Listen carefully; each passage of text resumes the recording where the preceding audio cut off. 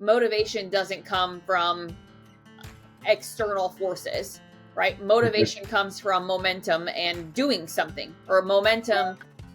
How would I describe it better? Like, momentum happens when we say, screw the whether this feels right or not, and we do it. So in the moment, right, if I want to create a momentum, if I want to create motivation, I have to create momentum first. Because if I create momentum, then the motivation will follow.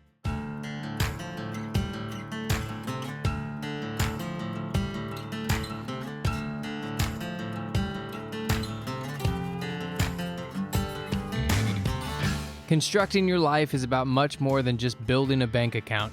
Each week, join real estate entrepreneur and mindset coach Austin Linney as he interviews guests who are constructing their dream lives and impacting the world around them on a daily basis. If you're an entrepreneur or wanting to start a business, or you just want to hear motivating stories of how others have overcome the odds, you are in the right place. And now for your host, Austin Linney. Guys, welcome back to Construct Your Life. Austin Linney here.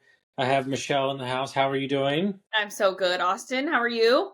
I'm doing good. So for anybody that doesn't know you, kind of give them a little background about what you do and who you are, and then we'll get rolling from there. Well, yeah. So first of all, just thanks for having me. I'm excited to be on this with you. And the high level overview, I think, is a good place to start. My full name is Michelle Mikel. I am a social media prospecting coach. So I teach mortgage, real estate entrepreneurs, sales professionals in general, really anyone that's using social to make money of any kind. I teach you how to actually do that, right? And it's not specifically around the content piece.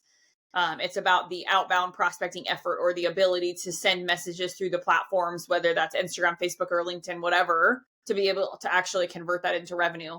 My experience and kind of how I started was back in 2014. Actually, I bought and sold my first set of Instagram accounts and flipped them for profit, just like you would buy and sell real estate. And in the process, I got very, very good at understanding what works and what does not work. My job was literally to make money for the brands that were reaching out to me. And in 2018, I kind of had this sort of vision, if you will, of why am I doing this for everyone else instead of teaching people how to do it for themselves? And so that's where the birth of Beyond the Method really came from. So I created a program called Beyond the Method in 2019 that officially launched in July of that year. Fast forward to this current year. It's my busiest speaking year. So I do a lot of out and about national speaking in various categories and different types of companies, usually in the entrepreneurial space of some kind, whether that's mortgage, real estate, or just sales in general. And I wrote my first book in 2024, and it launched this August, actually released on my son's birthday, August 25th of this year. So it's been a wild ride, Austin, but I'm super excited and honored to have had the career I've had, and certainly wouldn't be here without all of my people that have supported me along the way. So I work with clients in consulting and a bunch of different businesses, and basically through their needs, a company is in the midst of being born, right? For me, but everybody says the same thing: need leads. Like, that's the number one thing. It doesn't matter, right? Nothing else matters. The problem being is that marketing shifting so quickly. My biggest issue with social media right now is that there's so much noise out there, and there's just so many people DMing you, say, I can do this for you, I can do. And what's happened is so many people have been burned.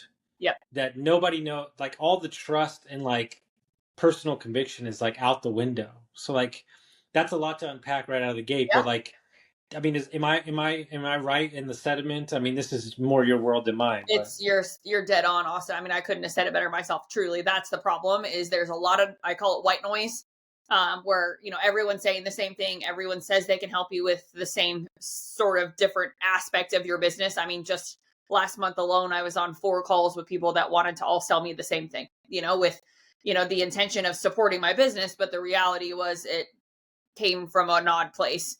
And emotionally being on that Zoom with those individuals, like, I just knew it wasn't right. And I'm a God person. So being able to say, hey, like, I don't think that God wants that for me. It didn't feel the way that it should.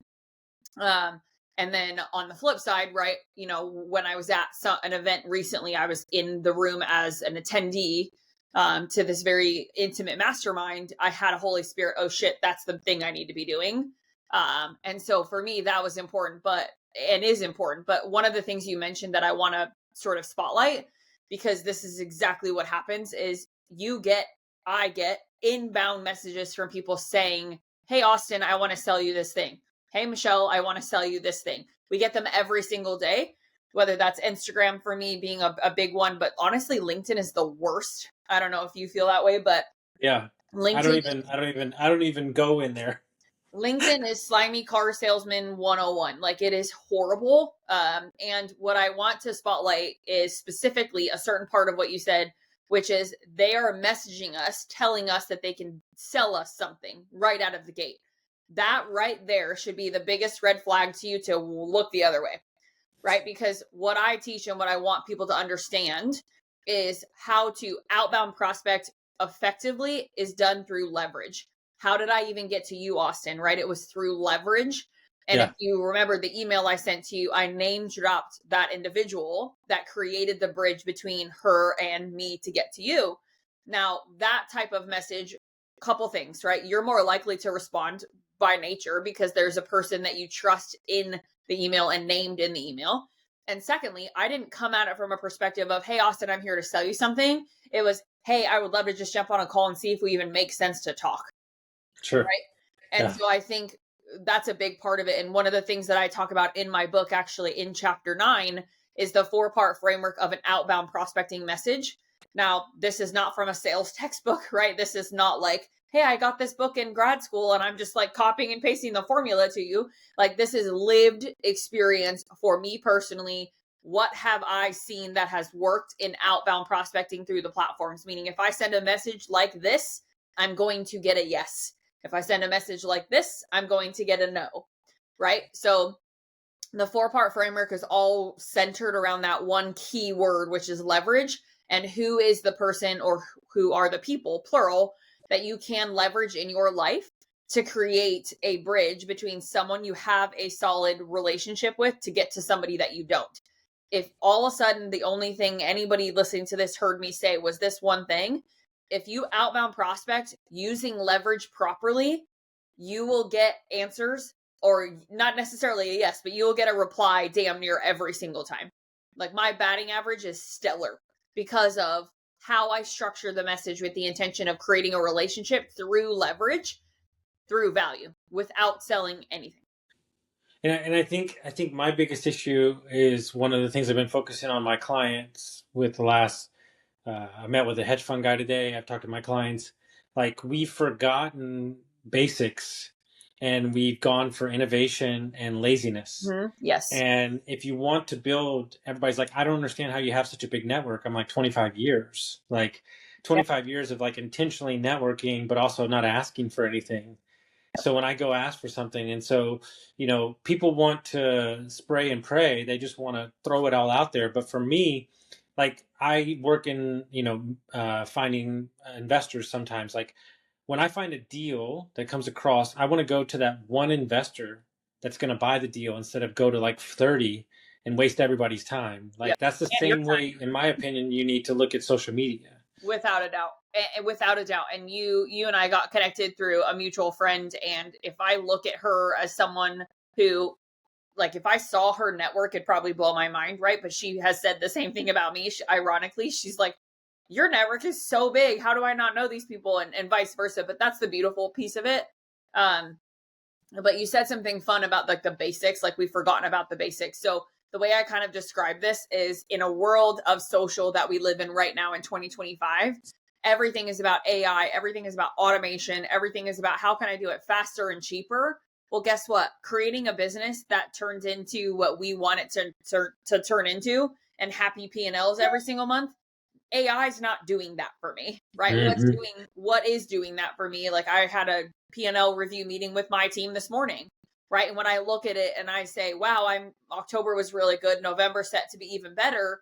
Why? Not because I had this magic trick, right? No, it's because I talked to people really intentionally. And I, Michelle, was the one that did it. So this is not the Staples easy button, right? This is not the big red button from the commercial. Let me hit it and just boom, my social is going to blow up and make me money. And I also, to your point, spray and pray. The funny thing about that is how many people are doing that right now that are listening to this? Because when you think about it, I'm copying. And if you're doing this, this is your problem, not you, Austin, but someone listening to this, right? If you're copying and pasting the same message to 100 people, or even yesterday, I was on a coaching call with one of my newer clients, and she said she was sending 25 messages a day. And I said, whoa, Ashley, too many. Right. And she's like, what do you mean? That's my normal number. And I'm like, you don't need to be sending 25 per day. And then my next question to her was, how many of them are responding? She goes, oh, maybe 2 or 3. And I was like, how many of those 2 or 3 are actually on your calendar for next week or the week after? She said, none. I said, okay, right there, you just solved or answered your own question and gave me or allowed me to be your solution, which is you only need one message outbound every single day, just one. The day I messaged you, Austin, that was my only message that day on the prospecting side of things, because when you do it properly and you use leverage, you will get a yes. If you do that once every day for 5 days out of the week, that's 5 new meetings I had booked on my calendar the following week. 5 new meetings with people that I didn't know. If I did that every day for the 20 working days of the month, not counting the weekends, dude, my calendar is so full for the next month. I can't even handle the pipeline there, right? So I don't know if that answers your question. No, this is perfect, because one of the things that I learned 7 years ago, maybe longer, was one of my favorite tips ever. When I go to conferences, I do research ahead of time, and I will designate 3 to 5 people that I want to meet. The moment that I meet those people, I leave. And people are like, oh my God, yeah, but what about all those No, I went in there with the plan. Strategic. I reached my capacity. I'm not going to overflow myself. So one of the things that people do wrong, let's say you're in a room of 1,000 people. That's not the time to have a 5 to 10 minute conversation. It's time to take their information and then set a one-on-one meeting later. But too many people get caught up in the room, or they get caught up in the fray, right? Yeah. Let me give you an example back to what you were talking about. I have a client who runs a brokerage, independent brokerage, small. They looked at their data. 80% of their deals came from their database, which they weren't calling. And then 60% of their deals came from existing listings from the neighbors around them.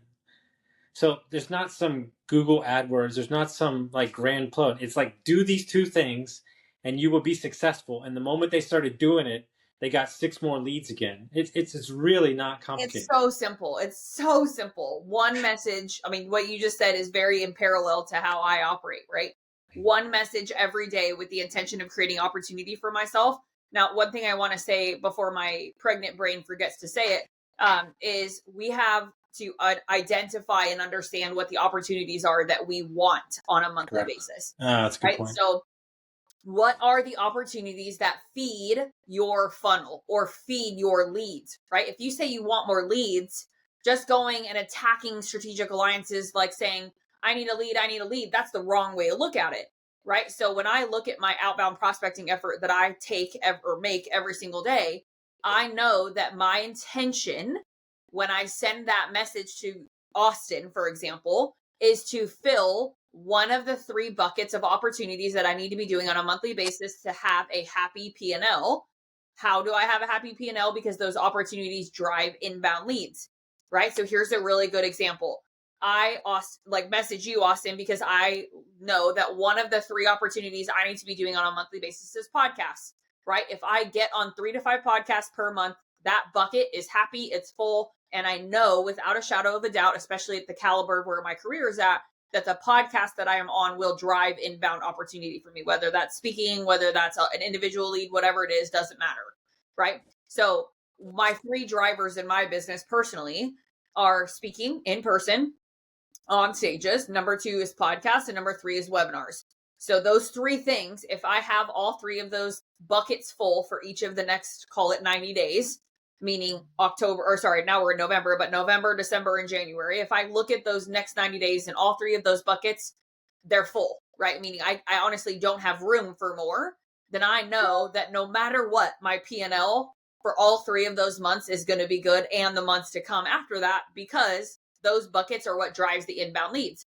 So when I send a message to someone, whether that's on LinkedIn, Instagram, Facebook, wherever, my intention is to get a meeting booked on my calendar with that person that can create one of those 3 opportunities, not to create an individual lead, because the individual leads will happen, meaning like one individual consumer is not my goal, right? My goal is the 3 things that I need to be doing on a monthly basis to drive those individual leads. Does that make sense?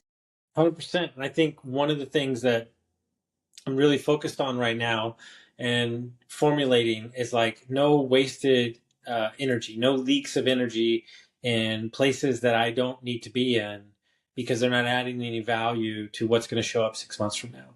And on the back of that, no business, no personal brand uh, takes the time to put a plan together. And then when they do, they never follow the plan.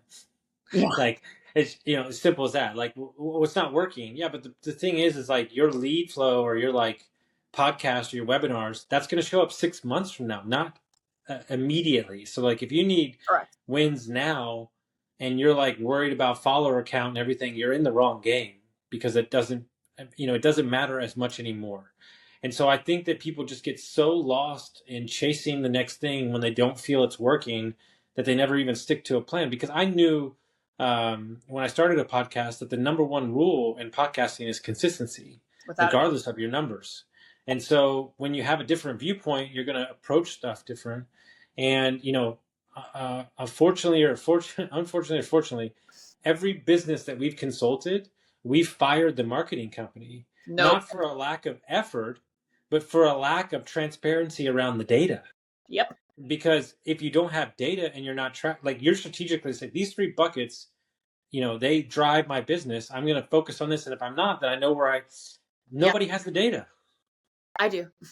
Yeah, you do. Exactly. But I mean, also, I'll tell you, like, this is something, and I'll get a little personal here because I think it matters. So last year, I had a very traumatic miscarriage. My husband and I had been trying to get pregnant for almost 2 years and finally get pregnant. And then the whole process of the first heartbeat, there was none. So I then went into 4 to 6 weeks of 20 plus blood draws, countless doctor's appointments.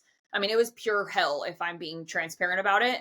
And in that process, or in that not process, that's the wrong word, in that time frame in my life, right, I could not be who I was or am, right? It was impossible for me to operate and show up at that level because I was so not just physically messed up, but emotionally depressed and going through what I was going through.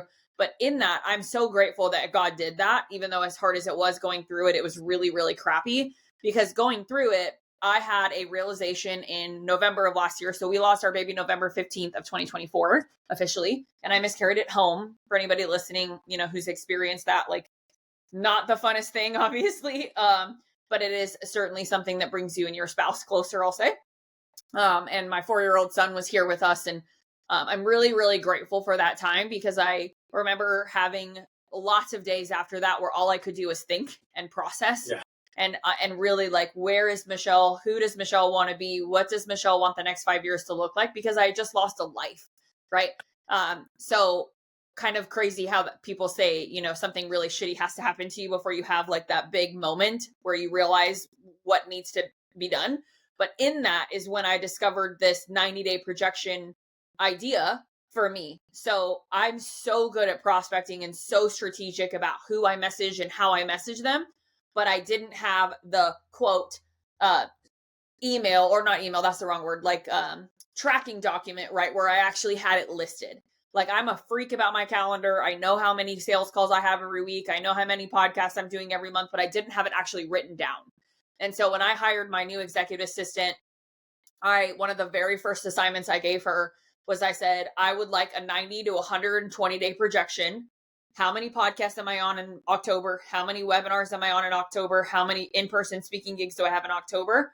And then I wanted November, December, and January, right? So we're now in November, but my projection document actually goes all the way through March, which is amazing. So she took it to the next level and went all the way through March. But when I look at that document, her and I meet once a month on this document specifically, and we go through every line by line.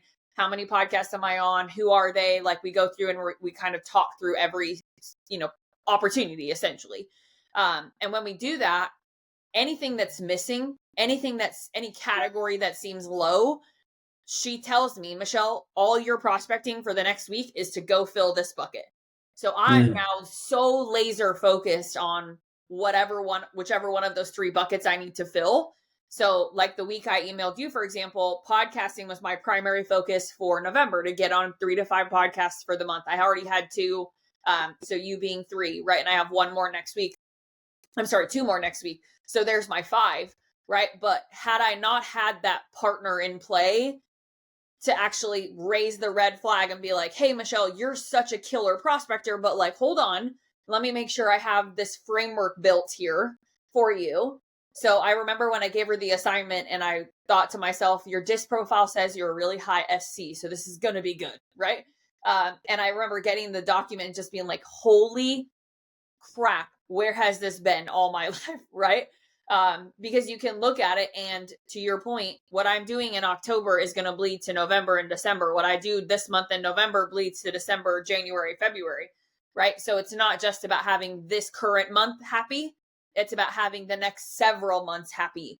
And so I think any business owner, whether you have an executive assistant or don't, build a 90-day projection document, know what your drivers are, know what the things are that you need to be doing on a monthly basis that create that inbound opportunity, and take the guessing out of it, right? Like if I had to, because I've lived this, I know you probably have too, Austin, right? But when you wake up on the first of the month as entrepreneurs, we start in the red. Like every month we start in the red, right? This October, so just the month that we just ended, was the first month in 11 years of being in business that I have started in the green. That has never happened in my 11-year career. And to me, that is a direct reflection of, I could prospect all day long, but if I don't track it and I don't know exactly where I need to be spending my time and what to get more of, no matter how hard I work, the P&L is not going to match it. Right? Mm-hmm. So it's just been mind blowing for me. It's been business and career changing. It's been on the emotional weight side of things, like being able to take that burden off and say, yeah, it's November. What is today? You know, whatever day of November it is, you're like, I'm already in the green for the month of November. That's because of the legwork I did in September and October, and the fact that I know where, or I knew what I needed prior to going into that month for it to be happy. So, long-winded way of saying an executive assistant is amazing, but not unless you know what to tell them to do. I think that matters too. Yeah, because I've spent, 6-7 years coaching in the real estate space as well, mortgage brokers, real estate agents, and it blows me away how so many of them have amazing 3-month stretch, terrible 3-month stretch, amazing 3-month stretch. Like they're just, they ride the highs and then they kind of stop doing the thing that got them to where they were going, and if you're not constantly hitting your buckets. But what I can't stop thinking about is that you intentionally send an email out and you're prospecting like crazily intentionally, instead of just sending a bunch of stuff out, knowing that you're probably going to get a good response because you've used leverage. Like it's such a, where I need to do better is I have a clinical photographic memory. So I have studied what every investor and every owner does, and I've memorized everything. And I'm like, okay, so you do this, you're a hedge fund guy, this opportunity. And so it just comes over and I go, those 2 people. But like, I just realized last week, I was like, I need to put all this down on paper. So when I bring on more people, they can kind of be like, oh yeah, we can send this. And so, these are the next steps to take it to the next level. But so many times, I had a mentor a long time ago tell me, like, once you close one client, 1 client leads to 3 clients leads to 10 clients lead to 20. And like, it just keeps going. I remember the greatest stat I ever heard. So I have a podcast co-host for a live show that we do on Wednesdays. And he's a retargeting expert. That's like his specialty. And he did 200 podcasts, and 200 podcasts, and he stopped the podcast. This was like years ago. And he would retarget them. He would follow up with them. He would revisit those people that were on the podcast. 40% of those people that came on the podcast became clients over an 8-year stretch. That surprised me. He's like, how many people have you reached out to that says, none? Like I've done like 1,000 podcasts. He's like, none. And I'm like, oh, geez, like, like Yep. those are. It's like all that stuff is right there, and we're not even doing anything about it. All it is, Austin, is one message, one super intentional message every single day.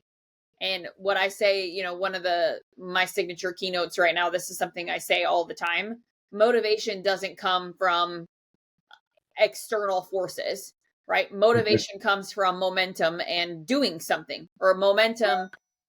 How would I describe it better? Like, momentum happens when we say, screw the whether this feels right or not, and we do it.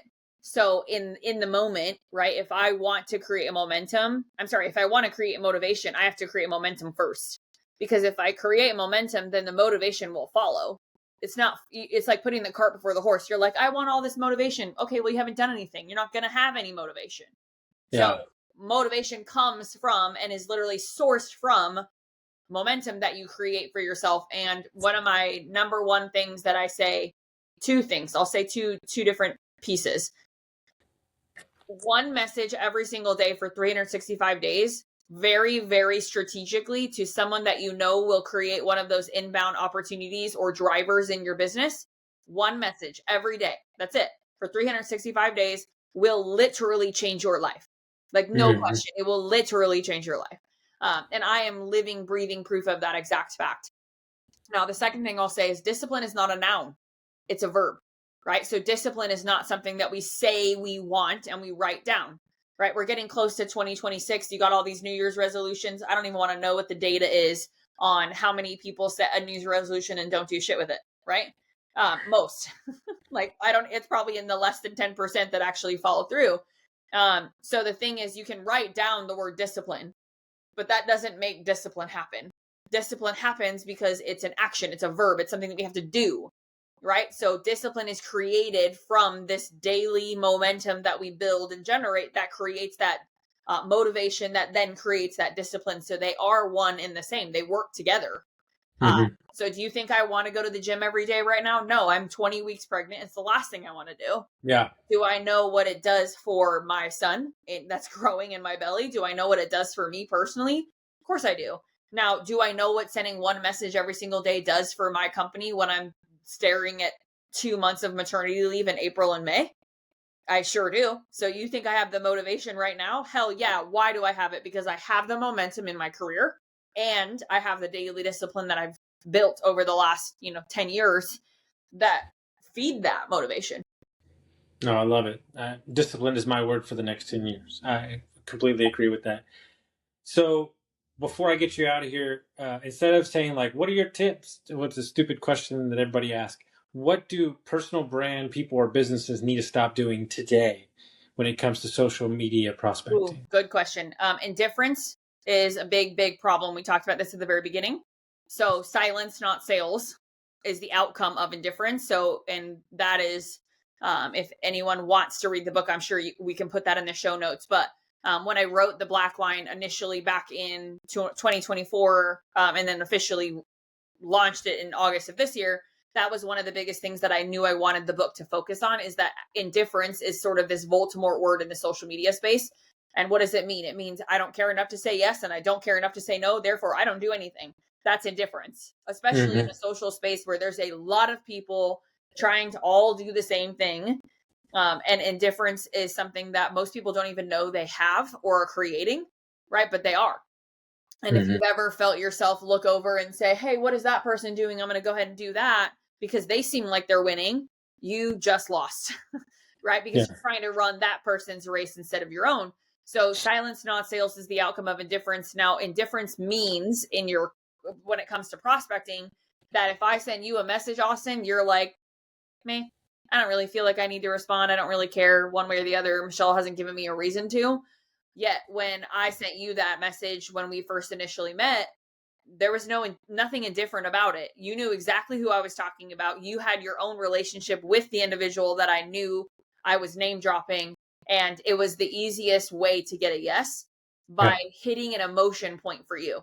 So that's the key word I want people to hear, is indifference means you have a lack of emotion in the consumer of the message. So if I know that I want to win, I have to remove the indifference and I have to create emotion.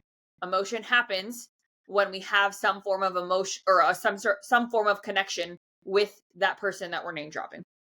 No, it's so good. I love it. And if people want to find out about you, they want to track you down, how would they do that? Easiest way is Instagram or LinkedIn. I'm super active on both. Berman Media Social is my Instagram handle. Michelle Berman Mikel, all three. Berman being my maiden name, Michael being my married name. On LinkedIn, send me an email, send me a message on either one. I answer all my own messages. That's for another conversation, but no AI here. This is me, myself, and I answering my own messages.